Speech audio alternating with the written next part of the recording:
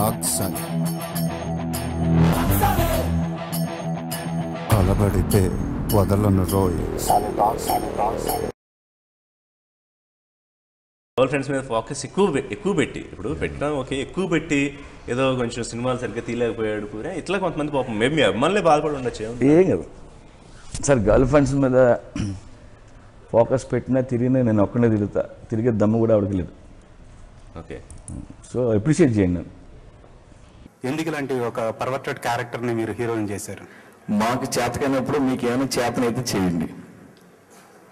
మాకు ఇవే తీయవచ్చు, మీకేమైనా తీయడం వస్తే తీయండి అంతే. మీరు రాకపోతే మేము తీసిందే చూడాలి.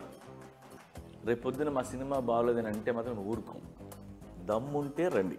లైఫ్లో రిస్క్ తీసుకునే కెపాసిటీ ఉంటాయి, మీరు ఏమైనా చేయొచ్చు.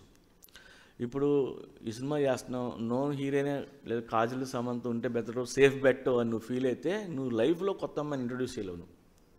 అలాగే హీరోలు కూడా అంతే. కొత్త కథ వెళ్దాం చేద్దాం అని ఫైర్ ఆడలో ఉంటే కొత్త కథలు వస్తాయి, లేదు రీమేక్లకి వెళ్దాం ఎందుకు వచ్చిన సేఫ్ కూడా ఉంటే వాళ్ళు లైఫ్లో అది తీయలేరు. ఇట్స్ ఆల్ రిస్క్ తీసుకునే గట్స్ ఉండాలి. చిరంజీవి గారికి కథ చెప్పాను, ఆయన కథ చెప్పాను, సగం నచ్చిందని చెప్పారు. రెండో సగం చెప్పా, నేను మళ్ళీ చెప్తాను అన్నారు.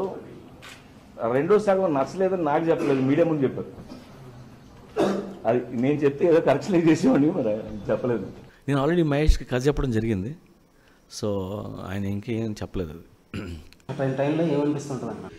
అనిపిస్తుంది ఎక్కువ టైం నా టైం వేస్ట్ చేయకూడదు అనిపిస్తుంది. ఎస్ ఆర్ నో చెప్పాయి. మనం ఎప్పుడు చేయాల్సిన పని ఫస్ట్, ఎందుకంటే అవతల టైం ఎప్పుడు వేస్ట్ చేయకూడదు. నేనైతే నాకు వాళ్ళు ఇల్లని కాదు, నాకు ఎప్పుడు సినిమాలు తీయాలని ఉంటుంది. ఎవరికి నా కథ నచ్చితే వాళ్ళతో టేక్ రెడీ. నేను అంటే అప్పుడు కొంచెం మార్కెట్ డౌన్ అవుతుందేమో అని ఆలోచన ఏం చేయరా? నో, నాకు అలాంటిది అయితే అవుతుంది. డబ్బులు తక్కువ వస్తుంది. కొత్తతో నేను చేసినప్పుడు అంత డబ్బు రాదు, డబ్బు తక్కువ రావచ్చు, ఎక్కువ రావచ్చు. ఏదైనా మనకు క్యారెక్టర్ ఉంటుంది. నీకోసమే నేను వెయిట్ చేస్తున్నాను, నువ్వు లేకపోతే నా దిక్కులేనా, అసలు నా సమస్య లేదు, నా లైఫ్లో మాట్లాడదు. నాకు ఆడది లేకుండా మగాడు బతకలేడు, ఇక మగాడు లేకుండా ఆడది బతకలేదు. అలాగే వాళ్ళిద్దరూ కలిసి అసలు బతకలేరు. వాళ్ళు కన్నా పెళ్లి కాని వాళ్ళు హ్యాపీగా ఉంటారు. అది పెళ్ళైన వాళ్ళు అందరూ ఎవరి కాళ్ళ మీద పడతారంటే పెళ్లి కానీ బాబా కాళ్ళ మీద పడతారు. అంటే వాల్యూ ఎవరికి బాబాకి వాల్యూ. తోడు కోసం క్రేవ్ అవుతుంటాం మనం అందరం, బట్ అవసరం లేదు. చాలామంది బతుకుతున్నారు, కొన్ని కోట్ల మంది బతుకుతున్నారు సార్ పెళ్ళి లేకుండా. జీసస్ క్రైస్ట్ బతకలేదా, బుద్ధుడు బతకలేదా మీరు చెప్తున్నారు. ఫ్యూచర్లో కూడా ఓన్లీ ఫ్రెండ్సే మిగులుతారు. సో ఫ్రెండ్స్లా ఉండాలనుకునే వాళ్ళు, ఉండగలిగే వాళ్ళు మాత్రమే పెళ్ళిళ్ళు చేసుకోండి, లేదన్నట్టు మానేయండి. అది మీరు పక్షులు జంతువులు ఎక్కువ లవ్ చేస్తారు. So what is the big reason behind that అండి? మనుషులు ఎందుకు నచ్చదు? వాళ్ళకి ఎడ్యుకేషన్ ఎక్కువైపోవడం వల్ల, నాలెడ్జ్ ఎక్కువైపోవడం, స్టూపిడిటీ పెరుగుతుంది, పర్వర్ట్స్లో ఉంటుంది. అండ్ అన్ని అవలక్షణాలు అన్ని మనుషుల్లో ఉంటాయి. దుర్మార్గాలు ఏవైనా పర్వర్షన్స్. మీకు పర్వర్టెడ్ కుక్కలు చూస్తారా మీరు? పర్వర్టెడ్ మనుషులు ఉంటారు, కానీ సాడిస్ట్ పక్షులు ఉండవు, సాడిస్ట్ మనుషులు ఉంటారు. Charity kind of. సో పూరికి సమాజానికి సంబంధం లేదు అనుకోండి, స్టేట్మెంట్ చేసుకోవచ్చు అనుకోండి. పూరి సినిమాలు రాసుకుంటారు, సినిమాలు తీసుకుంటారు అంతే. బట్ ఆ సినిమాలు తీయడం వల్ల 100 మంది ఫీడింగ్ వస్తుంది, డబ్బు జనరేట్ అవుద్ది, వీళ్ళంతా ట్యాక్స్లు కడతారు, అదే సొసైటీకి వీళ్ళంతా డబ్బు వెళ్తుంటుంది. సంవత్సరానికి 3 సినిమాలు తీస్తుంటాను నేను. సొసైటీకి ఆ పనికిరానా లేదా మీరు చెప్పండి. ఎనీ పర్సన్ రొమాంటిక్ కాకపోతే క్రియేటివ్ పర్సన్ కాదు. రొమాంటిక్ ఇన్ ద సెన్స్ దాన్ని కొంచెం డిఫైన్ చేయండి. ఏవైనా రొమాంటిక్ డిఫైన్ చేయడం అంటే ఎఫ్ఐఆర్లు ఉన్నాయా లేవా అది కాదు నేను చెప్పేది. మీరు ఎక్స్పెక్ట్ చేస్తుంది అదేమో. ఎవడైనా నేను పాయింట్ చెప్తున్నా, అది రొమాంటిక్ కాకపోతే అది క్రియేటివ్ పర్సనే కాదు. సినిమా ఎప్పుడు ఫాస్ట్గానే చేయాలి నాకు తెలిసి. ఎడిటింగ్ నాకు మైండ్లో ఉంటుంది కాబట్టి వాళ్ళు ఇచ్చిన ఎక్స్ప్రెషన్ సరిపోతుందిలే అని నేను నెక్స్ట్ దానికి మూవ్ అయిపోతా.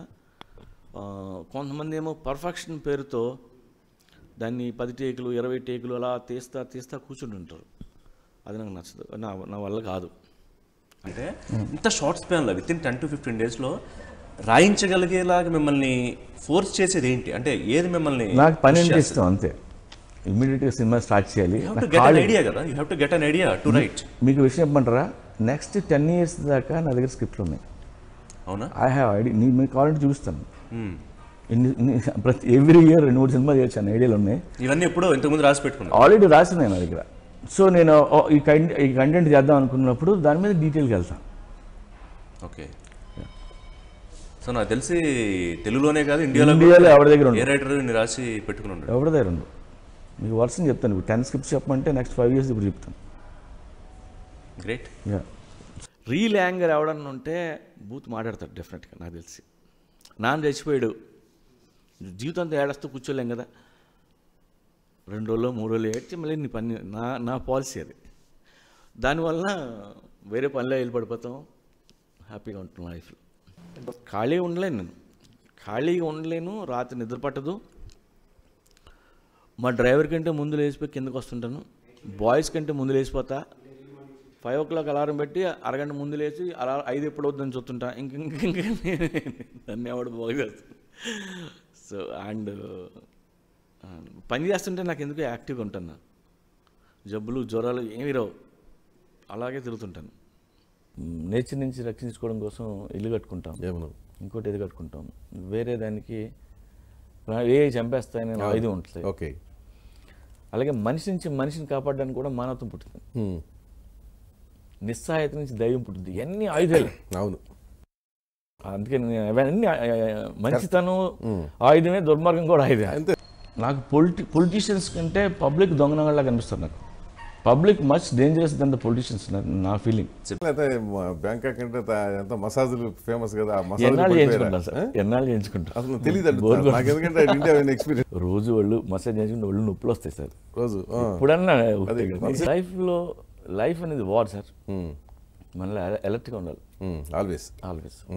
నువ్వు అలర్ట్గా లేకపోతే మాత్రం ఎవరైనా నన్ను వాడుకొని లేదంటే డబ్బులు ఇవ్వలేదనుకోండి, లేదు నేను ఏదో ఐడియా చెప్తే వాళ్ళు ఎవడో వాడేసుకుని సీరియల్ ఏదో తీస్తే నేను హ్యాపీగా ఫీల్ అవ్వండి. ఎందుకంటే మనల్ని వాడుకొని వదిలేస్తున్నారంటే మనం పనికి వస్తాం అర్థం.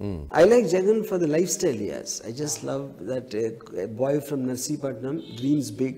He's got a terrific office and lives his life king size. I like that. I like the attitude. Jagan గారు, సభాముఖంగా మీకు ఒకటి చెప్పేస్తున్నానండి. మా ఆవిడ అస్తమానం చెప్తా ఉంటుందండి, నువ్వు 2 సంవత్సరాలు 3 సంవత్సరాలు సినిమా తీయడం కాదు, జగన్ గారి దగ్గరికి వెళ్ళి నేర్చుకో. 6 నెలల్లో సినిమా తీసిన ఇండస్ట్రీ హిట్ ఎలా కొట్టాం ఆయన దగ్గరికి వెళ్ళి నేర్చుకో ఉంటుందండి. నేను నిజంగా అడుగుతున్నాను, ఒక 2 రోజులు మీ దగ్గర అసిస్టెంట్ డైరెక్టర్ పనిచేయాలి. నేను సీరియస్గా మనస్ఫూర్తిగా అడుగుతున్నాను, ఒప్పుకుంటారా? నెక్స్ట్ సినిమాకి 2 days నేను అసిస్టెంట్ డైరెక్టర్గా వస్తా. మీరు తీయలేక నేను నిజంగా రాదండి, నిజంగా చెప్తున్నాను ఇది. ఓకేనా? Okay, thank you. ఫంటాస్టిక్ అండి జగన్ గారు. నేను నిజంగా చెప్తున్నాను, మేము ఏదో సంవత్సరం కష్టపడి 2 సంవత్సరాలు కష్టపడి 10-30 రోజుల్లో ఒక ఫైట్ తీసి ఏదో కష్టపడితే ఆయన ఒక్క డైలాగ్తో కొడేస్తాడండి. ఆ డైలాగ్ ఏంటండి, కన్ఫ్యూజన్ చేయొద్దు, కన్ఫ్యూజన్ ఎక్కువ కొడేస్తానా? సూపర్ సార్ మీరు అసలు.